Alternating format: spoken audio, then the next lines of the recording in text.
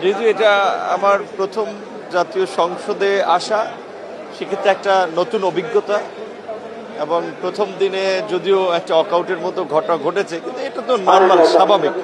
বিরোধী দল কোনো সিদ্ধান্তে কোনো বিষয়ে একমত না হলে তারা ওয়াকআউট করতে পারে।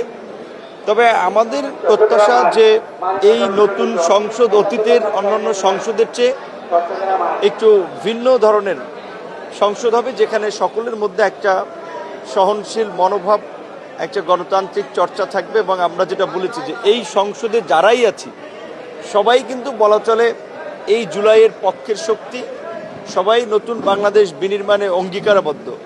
কাজে এই সংসদে একটা গঠনমূলক আলাপ আলোচনার মাধ্যমে আমরা কীভাবে নতুন বাংলাদেশ বিনির্মাণ করতে পারি, জন আকাঙ্ক্ষা পূরণ করতে পারি, সেটি বোধহয় আমাদের প্রধান ফোকাস দেওয়া উচিত।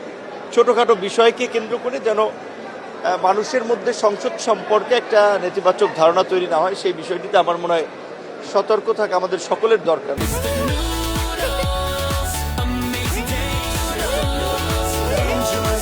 যে ইস্যুতে ওয়াকআউটের মতো ঘটনা ঘটেছে, যে রাষ্ট্রপতির অপসারণ চেয়ে প্রকৃত অর্থে আমরা 2024-এর যে জুলাই গণ অভ্যুত্থানের ফ্যাসিবাদের পতনের পরপর যে অন্তর্বর্তীকালীন সরকার গঠিত হয়েছে, সেই সময় থেকে এই দাবিটা উঠেছিল।